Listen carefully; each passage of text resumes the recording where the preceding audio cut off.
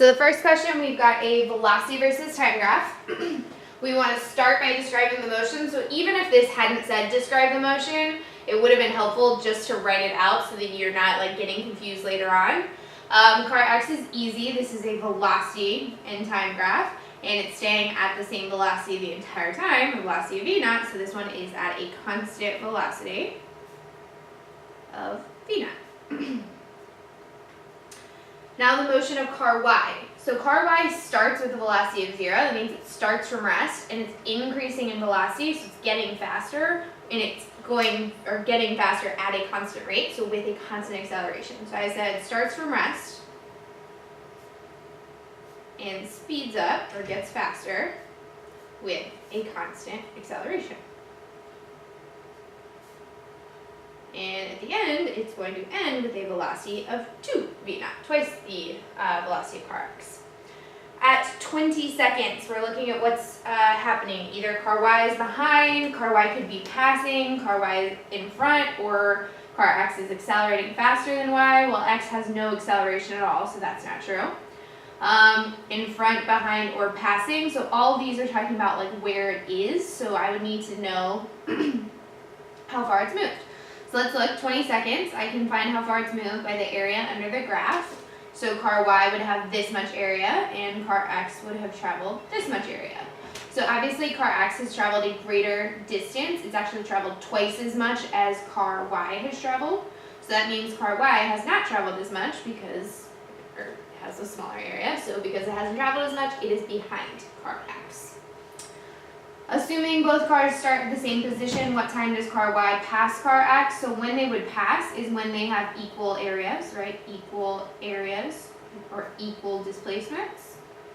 So obviously not at 20 because we just said that the car X has twice as much. So let's look at 30 and continue the triangle. So this is the first time.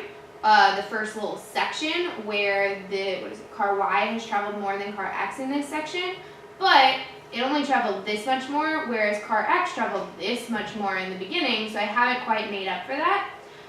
So then you keep going and finish off to get to 40, and then here's where you might be like, oh yeah, that looks like reasonable. So here, from 20 to 40, car Y has gone this much extra more than car X. And see how that triangle extra will make up for this triangle that car X had more than in the first 20 seconds.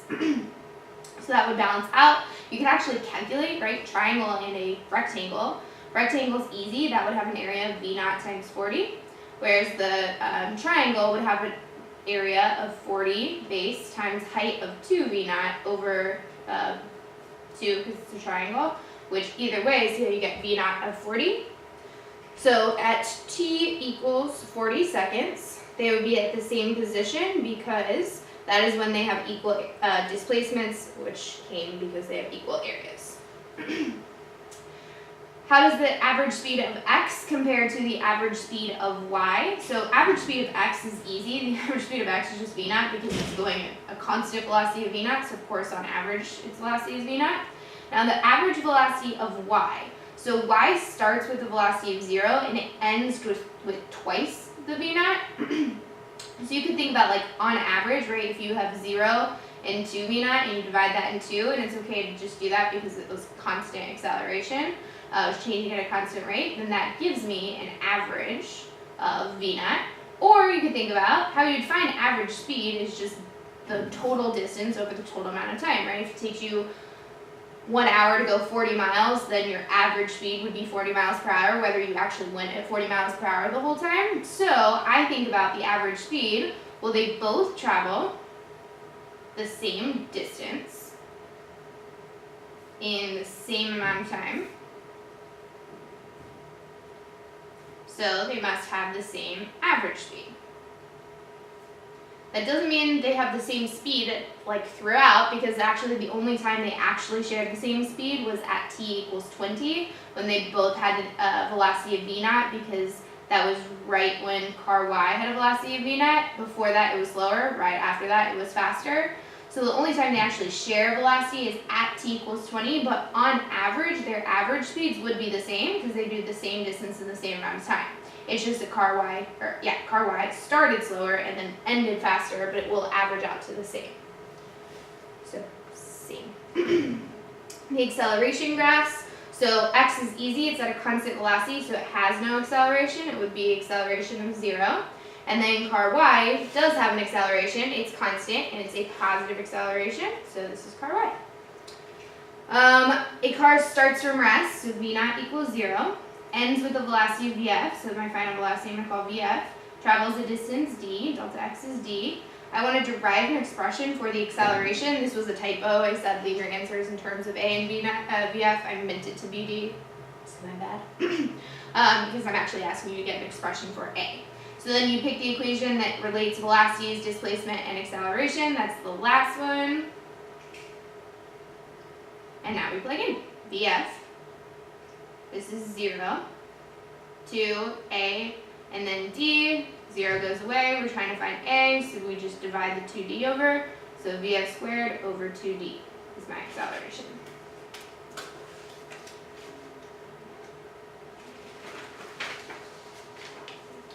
We've got an object that stops with a constant acceleration. Important. I have an initial velocity of v naught, so at t equals 0, my velocity is v naught. And then it says that it comes to rest at t equals 1, so at t equals t1. So when I go to t1, that velocity at the end would be 0. Constant acceleration means this would be a straight line. That's very straight, that's okay. So that means that at t1 over 2, right, my velocity would be v naught over 2. And like a quarter, it would be 3/4, and the 3/4 time would be 1/4 of the velocity. It's going at a constant rate, so this would be a straight line. And then the acceleration, this is a negative acceleration. I don't know exactly the acceleration, but it's negative and it's constant. An expression for the acceleration, looking for acceleration, v naught is just v naught. The final velocity is 0, and we're looking at time t1. So we plug into the first equation. 0 equals v naught plus a t1. Subtract over, and then we are ready to divide. So a is negative v naught over t1, which means whatever sign my initial velocity is, my acceleration is opposite to that, which here I had a positive initial velocity, so I had a negative acceleration. An expression for the distance. So you actually can do this a couple different ways. If you want to do this equation, that's fine, because you would have v naught t plus 1/2 a we just said was minus v naught over t1. Times t1 squared, it's t1, sorry. t1 on the bottom with the t1 squared on top, that would just cancel out and leave me with just 1 t1. That's minus 1/2 v naught t1, like this. And then these are like terms, it's basically 1 minus 1/2 of v naught t1, so that's just 1/2 v naught t1. You also could do the v squared, v naught squared plus 2a delta x. This is 0, v naught squared to negative v naught over t1 to get delta x like this. Subtract over, and then divide the like this to get delta x. These will cancel out. That's going to cancel out right here. And then because you have t1, no, that's not t, I just made that a positive, sorry. V naught over 2 over t1, that's the same as multiplying by the reciprocal like this. So then this is just v naught t1 over 2. Or, way easier, you can find displacement from a velocity graph by just calculating area under the curve. So this would just be base times height over 2. So it would be v naught t1 v naught over 2, which is the same as each of these.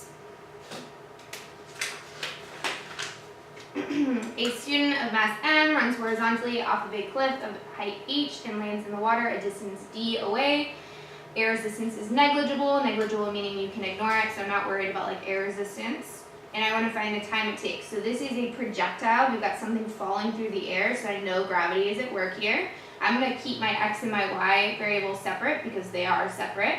So I'm going to put the d, distance, that would be my x displacement. This is my y displacement, so delta y is h. I know I have an acceleration of g in the y direction because gravity is like a y component, right? Points down. And I know that this was like launched horizontally. So if I run horizontally, then my initial velocity in the y part has to be 0, because I only gave an initial velocity sideways, which implies that I didn't give one up and down. And lastly, we're looking for time. So I've got lots of variables here, so I'm going to use a y equation. So relating delta y, a, v naught, and t. That would be the second equation, like this. And now we plug in. Make sure we are only using y variables because we can't mix and match. So this is height equals 0t, goes away, 1/2 gt squared. When I say physical constant, that basically just means g, the constant of acceleration due to gravity. And now to get rid of 1/2, I'm going to multiply everything by 2. So I have 2h equals gt squared. And then now divide the g over, and lastly we take the square root. So time is the square root of 2h over g. B is asking for the velocity the student would need to run off the cliff at. So what is this velocity that it's coming off with? That is an x velocity because it runs horizontally. So I want to know what my x velocity is. X, we know that x has no acceleration. X is going to be at a constant velocity, which means I'm going to use the v equals delta x over time equation. I'm looking for v. X, delta x would be just the distance, and then the time is just this time that I just solved for.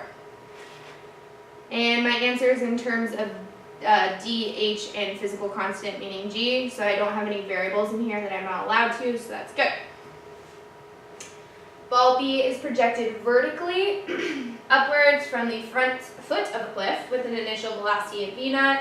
If I throw this ball up with a greater v naught, would the new max height be greater than, less than, or equal to y max? Explain without using equations.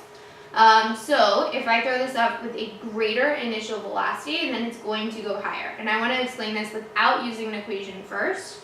So there's lots of ways you could say this. I thought about, not the reason, but like when it gets to the top, that's when the y velocity is going to be 0.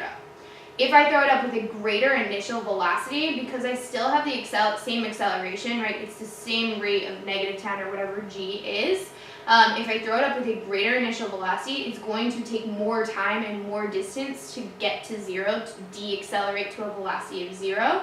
So what I wrote is a greater v naught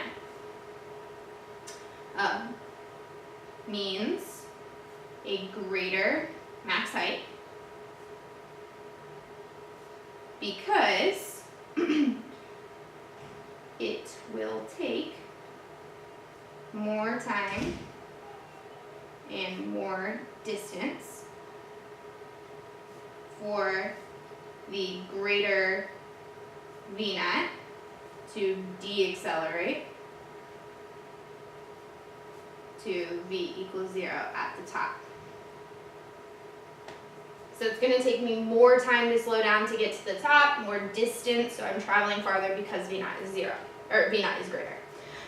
Now I want to get an actual expression for the max height, y max. I'm going to use g for the acceleration due to gravity. That's my acceleration, g. Velocity would be 0 at the very, very top. My initial velocity I'm calling v naught. This is only going up and down. It didn't say anything about x and y, so if you want to make this in your chart, that's fine. It would just all be y values. There would be nothing for x. And I'm looking for the displacement, which we are going to call y max. This looks like my last equation. Yep, like this. 0 squared, v naught squared, plus 2g y max. Subtract over, divide the 2g over, and that gives me y max. Doesn't mean y max is a negative value. In fact, it's going to be positive. What it means is v naught and g are opposite signs. So if I plug in a positive number here and a negative acceleration, that will cancel out to get me a positive velocity, or a positive y max. And now I want to explain how my derived equation supports my reasoning. So up here, we said that a greater v naught would mean a greater y max. So a greater, I'm going to say as v naught increases, y max will increase, because v naught and y max have a direct relationship. And that is supporting what I said in A, because I said a greater v naught will mean a greater height. And D, if we were to perform the same experiment on the moon, without changing v naught, and I'm wondering what the new max height will be, more or less or the same than when we confirmed it on Earth. So let's think about what's different on the moon is that I have a smaller g. Y max does depend on g, so it will be affected. If this right here is a smaller value, well, g is on the bottom. That's not a direct relationship, right? It's an indirect relationship. So whatever g does, y max will do the opposite. So on the moon, you have a smaller value of g, right? Smaller acceleration due to gravity. So as g decreases, y max will increase because g and y max have an indirect or an inverse relationship. And you have to actually answer, right? We just said y max would be greater. Good luck. Study.